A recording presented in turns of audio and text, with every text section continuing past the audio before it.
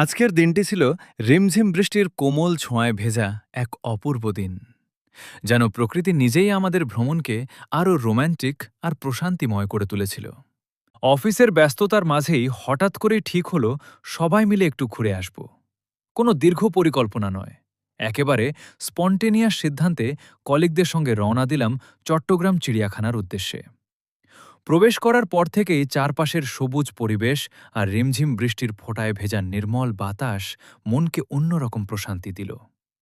ঘুরে ঘুরে দেখলাম রয়্যাল বেঙ্গল টাইগার, সিংহ, হরিণ, বানর, ভালুক, কুমির, ময়ূরসহ বিভিন্ন প্রজাতির প্রাণী ও পাখি। কলিগদের সঙ্গে মজা করতে করতে প্রতিটি প্রাণীকে কাছ থেকে দেখার অভিজ্ঞতা ছিল ভীষণ আনন্দের। বিশেষ করে সবার একসাথে হাসি আড্ডা আর শিশুদের উচ্ছ্বাস দেখে পুরো পরিবেশটা আরও প্রাণবন্ত হয়ে উঠেছিল। চিড়িয়াখানার পরিচ্ছন্ন পরিবেশ, সবুজ গাছপালা আর শান্ত পরিবেশ আমাদের ভ্রমণটাকে আরও উপভোগ্য করে তুলেছে। আমরা সবাই মিলে হাঁটতে হাঁটতে অনেক সুন্দর ছবি তুললাম, কিছু হাসি খুশি মুহূর্ত ক্যামেরাবন্দি করলাম, আর তৈরি হলো অফিস কলিগদের সঙ্গে কিছু স্মরণীয় স্মৃতি।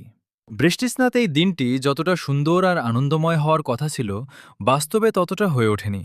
সকাল থেকেই আকাশ জুড়ে ছিল মেঘের আনাগোনা, আর মাঝে মাঝেই ঝরে পড়ছিল টুপটাপ বৃষ্টি। মনে হয়েছিল প্রকৃতির এই অপূর্ব আবহে দিনটি হয়তো বিশেষ কিছু স্মৃতি উপহার দেবে, কিন্তু বাস্তবতা সব সময় আমাদের প্রত্যাশার সঙ্গে মিলিয়ে চলে না।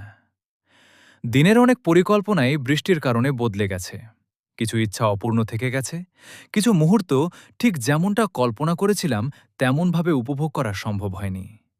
তবুও বৃষ্টির প্রতিটি ফোঁটা যেন মনে করিয়ে দিয়েছে, জীবনের প্রতিটি দিন একই রকম হয় না।